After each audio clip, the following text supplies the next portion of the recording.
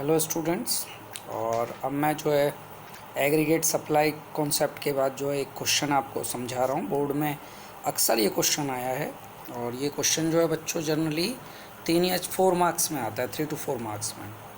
तो क्वेश्चन क्या है वो हमें समझना होगा। क्वेश्चन ये है कि how can you say that aggregate supply is equal to national income of the country.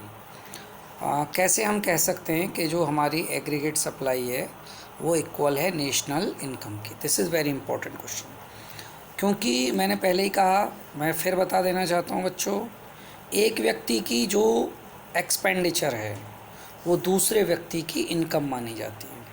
ठीक है, आपने 1,000 रुपये का कोई सामान खरीदा तो वो किसी सेलर के पास गया, सेलर उस पैसे का क्या करता है तो वो आज हम यहाँ पढ़ेंगे।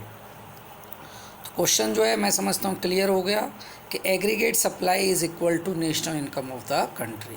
तो उसी को मैं अभी आप लोगों को एक्सप्लेन करूँगा। यहाँ पर मैं यहाँ पे एक एग्ज़ाम्पल लेना चाहता हूँ बच्चों, और मैं एग्ज़ाम्पल में आपको बताना चाहता हूँ कि मान के चलिए हमने एक एक्स नाम का गुड़ लिया, कोई भी गुड़ हो सकता है। गुड़ का मतलब यहाँ पे सामान है, खाने वाला गुड़ नहीं है। ठीक है, तो गुड़ का हमने कोई एक्स कॉमोडिटी ले ली, और अब क्या होगा, एक प्रोड्यूसर जो है उसने एक्स गुड़ जो है वो प्रोड्यूस किया, और जब उसने वो गुड़ प्रोड्यूस किया तो घर के लिए तो उसको प्रोड्यूस करेगा नहीं, अल्टीमेटली उसको क्या करेगा, वो मार्केट में सोल्ड करेगा। और जब वो उसको मार्केट में सोल्ड करेगा तो उस मार्केट में सोल्ड होने के बाद उसके पास जो प्रोड्यूसर है उसके पास रेवेन्यू आएगा। रेवेन्यू का मतलब है जो भी कॉस्ट थी और जो भी प्रॉफिट था और जो भी एक्सपेंडिचर थे सबको मिला के रेवेन्यू है। एक प्रकार से आप उसकी सेलिंग प्राइस भी इसको समझ सकते हैं, यहाँ पे सेलिंग प्राइस भी हम इसको कह सकते हैं।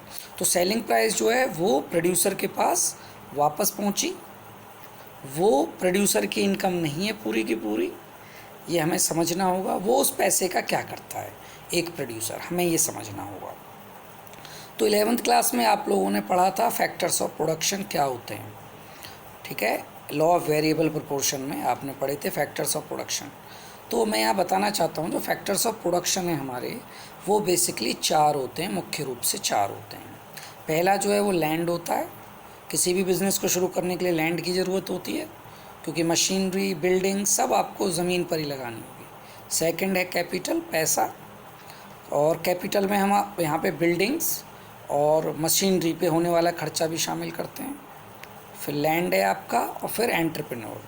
और लेबर तो आपको चाहिए ही चाहिए, क्योंकि बगैर लेबर के आप प्रोडक्शन नहीं करते। हालांकि जो इंडियन इकोनॉमी है वो लिट है, लिट, LIT लिट। मैं बताना चाहूँगा जो इंडियन इकोनॉमी है वो LIT लिट पे काम करती है। लिट का मतलब होता है लेबर इंटेंसिव टेक्निक, यानी कि हमारे देश में मशीन से काम कम लिया जाता है क्योंकि पैसे की कमी है प्रोड्यूसर्स के पास, और लेबर की बहुत ज़्यादा अवेलेबिलिटी है इंडिया में। तो लेबर जो है वो ज़्यादा अवेलेबल है, तो हम लेबर ज़्यादा यूज़ करते हैं। तो ये जो चारों हैं, लेबर, कैपिटल, लैंड और एंटरप्रेन्योरशिप, जिनको मैं जर्नली शॉर्ट फॉर्म में सेल भी कहता हूँ, CELL। जैसे किसी भी मोबाइल को चलाने के लिए बैटरी की ज़रूरत होती है, किसी भी रिमोट को चलाने के लिए सेल की ज़रूरत होती है, ऐसे किसी भी प्रोडक्शन को शुरू करने के लिए सेल की ज़रूरत होती है। C for capital, E for entrepreneurship, L for land और L फॉर लेबर। ठीक है, तो सेल हमें यहाँ समझना है। और ये जो सेल है वो फैक्टर्स ऑफ प्रोडक्शन है। अगर सेल नहीं होगा तो रिमोट काम नहीं करेगा, और यदि ये सेल नहीं होंगे तो इकोनॉमी में प्रोडक्शन भी नहीं होगा। एक प्रोड्यूसर को इन चारों की ज़रूरत होती है। तो बच्चों अब एक जो प्रोड्यूसर था उसने इन सबको बिज़नेस में एंगेज किया प्रोडक्शन में, और जब ये लोग आए, चारों फैक्टर्स आए, तो इनके बदले हमें कुछ रिटर्न में उनको देना होता है।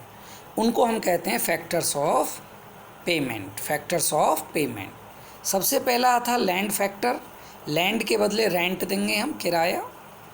और अगर ज़मीन आपकी अपनी है जिस पे आपने फैक्ट्री एस्टेब्लिश की है या दुकान खोली है या कोई भी बिज़नेस सेटअप किया है अपनी ज़मीन पर, तो आप वो रेंट जो किसी और से मिलता वो आप रेवेन्यू में से अपनी पॉकेट में पहले ही रख लेंगे। वो प्रॉफिट नहीं है, वो as a part of rent है। सेकंड जो है बच्चों वो था हमारा फैक्टर कैपिटल। कैपिटल मीन्स जो पैसा हमने बिजनेस में लगाया है। अगर आपके घर से पैसा आपने लगाया है तो आप उस पर इंटरेस्ट चार्ज करेंगे, और यदि आपने वो पैसा जो है किसी और से लिया है तो आप उसको इंटरेस्ट पे करेंगे। अब देखिए आपका जो खर्चा था वो उसकी इनकम हो गई, ठीक है। तो ये जो इनकम थी इंटरेस्ट की और रेंट की, ये जिस किसी के पास जाएगी वो उनकी इनकम होगी।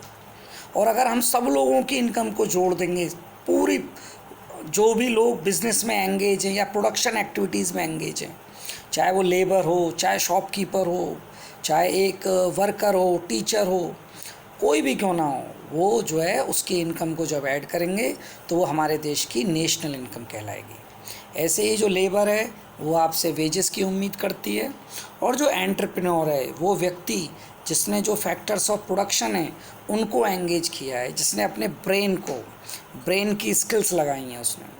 क्योंकि आपको पता है एंटरप्रेन्योर हर कोई नहीं बन सकता है, तो एंटरप्रेन्योर वो होगा जिसके पास स्किल्स होंगी और उसने जो है लैंड, लेबर, कैपिटल को जो है प्रॉपर वे में यूज़ किया, तो वो एज आ एंटरप्रेन्योर होने के नाते अपनी जेब में क्या रखेगा, प्रॉफिट रखेगा।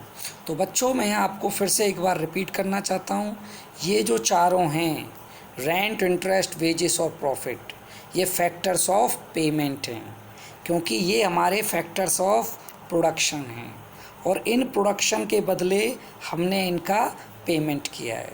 तो ये हमारी फैक्टर पेमेंट्स हैं। और ये फैक्टर इनकम जो है या फैक्टर पेमेंट जो हैं, फैक्टर इनकम कह दो या फैक्टर पेमेंट एक ही चीज़ है।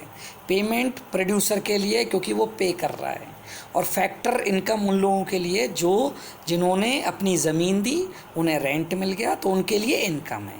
जिस व्यक्ति ने अपना कैपिटल दिया, पैसा दिया, उसको इंटरेस्ट मिला, वो उसकी इनकम है। प्रोड्यूसर के लिए ये पेमेंट है, ठीक है। तो ये बहुत इंपॉर्टेंट पॉइंट है। तो मैंने कहा ना, आपके खर्चे दूसरे की इनकम है, इसीलिए एग्रीगेट सप्लाई। अब किसी प्रोड्यूसर ने जो है मान के चलिए 50,000 रुपये का जो है गुड्स एंड सर्विसेज सप्लाई किया, तो ये 50,000 रुपये इनकम हुआ ना इकोनॉमी की, किसी दूसरी पार्टी को मिला, तो इस तरीके से ये जो है नेशनल इनकम हो गई हमारी कंट्री की। तो हम कह सकते हैं कि जितने रुपए के भी गुड्स एंड सर्विसेज सप्लाई होंगे इकोनॉमी में, वही देश की नेशनल इनकम हो गई।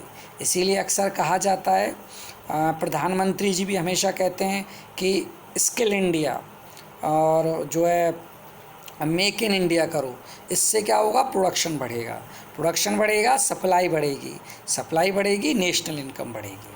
तो सप्लाई बढ़ेगी किससे, आउटपुट से। तो आउटपुट बढ़ाइए जिससे सप्लाई बढ़ेगी और नेशनल इनकम बढ़ेगी। तो ये जो तीनों टर्म हैं, ये तीनों टर्म इक्वल होते हैं एक दूसरे के। Aggregate supply is equal to national income and they both are equal to total output of the economy. ठीक है बच्चों, आई होप कि ये टॉपिक आपको बहुत अच्छी तरह समझ में आया होगा। कोई भी डाउट हो तो आप वहाँ लिख सकते हैं कमेंट्स बॉक्स में जाकर, और इसके बाद हम अगला टॉपिक शुरू करेंगे। Hope to see you soon. Good bye, bye bye.